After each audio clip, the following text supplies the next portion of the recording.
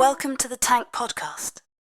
In this week's episode, Matteo Pini considers the romantic comedy You've Got Mail a kitschy augury for a publishing industry in crisis and a love story by way of conglomeration.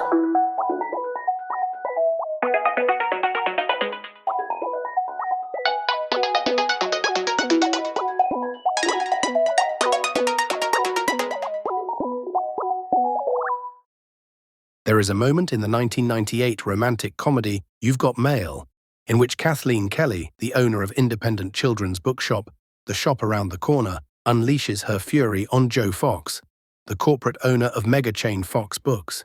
You with your theme park, multi-level, homogenize the world, mochaccino land.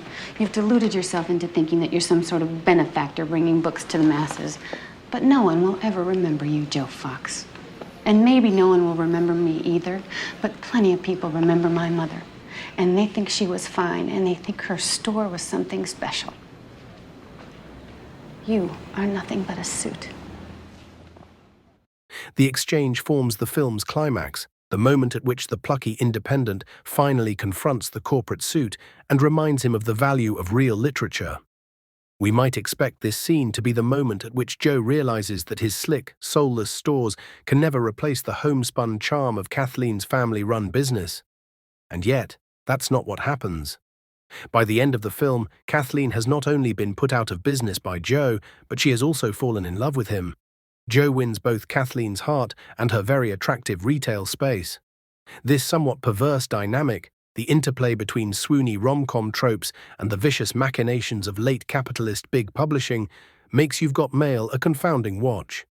At once intensely dated and strangely prophetic as to the future state of American bookselling, it is a film so devoted to celebrating the romance of small bookstores that it can be easy to forget it is also a tragedy about their imminent death. Cast against type, Tom Hanks stars as Joe Fox, a charming asshole whose bookshop empire, Fox Books, is so transparently based on Barnes & Noble, it is barely subtext. In pursuit of total market dominance, he attempts to put the shop around the corner out of business.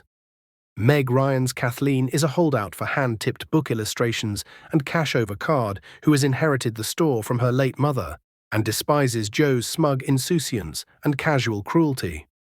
Yet unbeknownst to either of them, the two booksellers have been conducting an anonymous email dialogue that threatens to warm into a romance.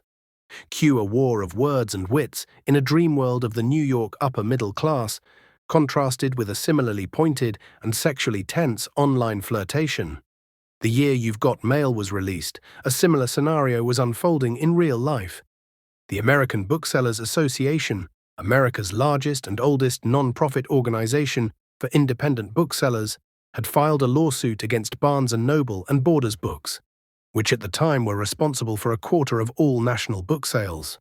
The suit alleged that the two companies were strong-arming publishers into providing discounts to which independent bookshops were not privy.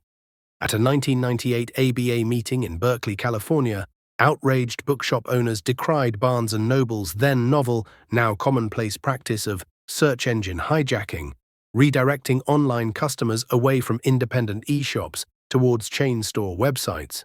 From coast to coast, it was the same story. Chain bookstores were monopolizing the market, fighting turf wars with independent bookstores and winning. The stakes, the ABA argued, went well beyond the balance sheets. Without the risk-taking philosophy of the independents, a dynamic literary culture would wither and die. Still, there was some hope on the horizon that one day these corporate Goliaths might be defeated. These aren't exactly the glory days of bookselling, said ABA President Richard Howarth in an interview the following year. But I feel we are turning a corner. It was, in retrospect, the kind of optimism particular to people who don't yet realize they've already lost. In 1998, the publishing industry was turning a corner. German company Bertelsmann acquired Random House, making Bertelsmann Random House the largest English-language book publisher in the world. 2 years earlier, Penguin had acquired G.P. Putnam's Sons, massively increasing their leverage in the American market. In the retail sector, it was the same story. Independent bookstores were seeing their share of the U.S. market dwindle year upon year, from 31% in 1991 to a paltry 4.3% 3 decades later. Howarth's hopeful augury would sound downright careless 3 years later when the ABA was forced to settle its case against the megastores. Though they received a $4.7 million payout, it was a pittance compared to the $20 million they had spent on the case. Judge William Orrick was not sympathetic to the ABA's claim that big businesses gaming the industry was against the law. "Isn't that what capitalism is all about?" he is reported to have said. Ultimately, the ABA's battle was emotional as well as financial, attempting to defend a way of life as much as market share. Their principled, underfunded stance was no match for the steamrolling force of the conglomeration era, wherein one has no choice but to love one's overlord. It's this uncanny echo between fiction and reality that gives You've Got Mail its anthropological value. In the film, the audience is denied the storybook ending we might expect from a film of this genre.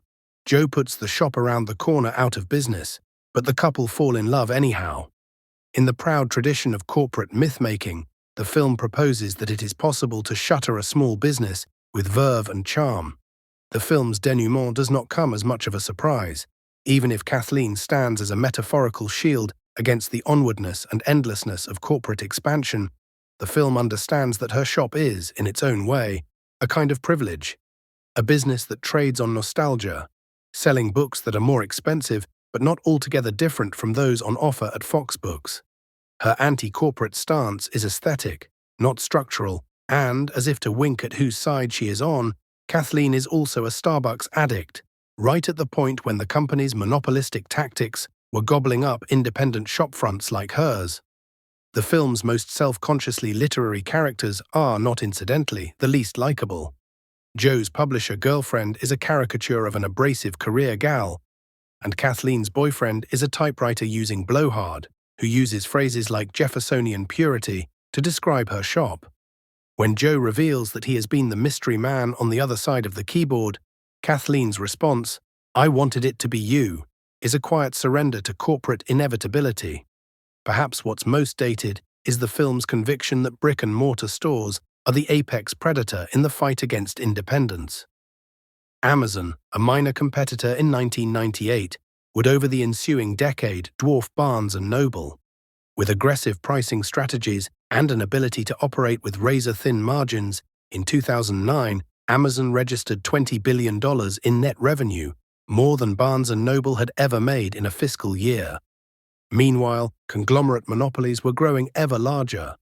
The Big Six publishing houses shrank to 5 after 2013's Penguin Random House merger. If anything, in the battle between massive corporations and independent businesses, Barnes & Noble now has more in common with the indies the company once sought to destroy. As if to underline how much the tides had turned, in 2018, Oren Teicher and Leonard Riggio, CEOs of Barnes & Noble and the ABA, respectively, publicly praised each other in a joint court briefing against giants like Amazon. The shift from publishing as an avenue for virtue to just another product in the late capitalist churn is evident in other latter-day publishing rom-coms. The Proposal, 2009, released just months after the global financial crisis, is the genre's endpoint. Its characters are not the wholesome proto-bloggers strolling lazily through New York streets, caught in a flower cloud from the local bagel shop, but overworked strivers who read proofs from exercise bikes, inhabit soulless, WeWork-style office spaces, and have Pulitzer Prizes dangled in front of them like carrots. Margaret Tate, played by Sandra Bullock, is a high-powered literary editor who, through contrivances screeching even for the genre, must wed her put-upon assistant, Andrew Paxton, played by Ryan Reynolds, to prevent getting deported. Cold, ruthless, and only occasionally glitched with emotion, Margaret is hated by Andrew, the starry-eyed romantic holding on to the nobility of old books. Yet his aspirations are dismissed, not just by his disapproving father. "Why don't you tell us exactly what a book editor does, besides taking writers out to lunch and getting bombed?" but by Margaret herself. "I live at Central Park West," she snips at Andrew during one of their frequent spats. "And you probably live at some squalid little studio apartment with stacks of yellowed Penguin classics." Publishing has become another corporate gig in which the goal, above all else, is dominance over one's subordinates. If You've Got Mail might be compared in spirit to an early blog post, The Proposal evokes a work email. Terse, unfeeling, vaguely apologetic, easily forgotten. It accepts the total transformation of the industry with a weary shrug and a Starbucks coffee held in a jittery hand. In both films, as in real life, almost everyone loses.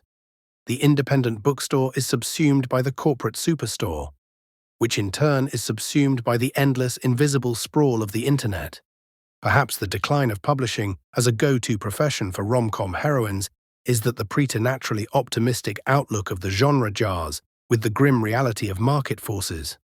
If you can't beat them, join them, doesn't make for a particularly romantic conclusion. Today, the quirky, put-upon 30-something rom-com heroine has pivoted to content creation. The leads of the hallmark rom-coms now run the gamut of aspirational millennial professions, from food influencers to interior design influencers to celebrity ghost hunters. In the 2021 Netflix teen comedy Love at First Stream, romance blossoms between two TikTok creators competing over engagement metrics. And in the ghoulish Sex and the City follow-up And Just Like That, Carrie Bradshaw, the doyenne of the late 1990s literary fetishization, has, naturally, made the leap from sex columnist to podcast host. What the indie bookstore was to the 1990s, the podcast is to the 2020s. A cynic docky for emotional resonance and human touch in a commodified world. Still, if the publishing rom-com is dead, then the spirit that underpinned it is very much alive. We still crave romance that feels mediated, personal, unrushed. In 1998, You've Got Mail posed the question of whether the small life is worth living, and answered with a bashful, "It's complicated." In 2025, the notion of living a small life is downright subversive.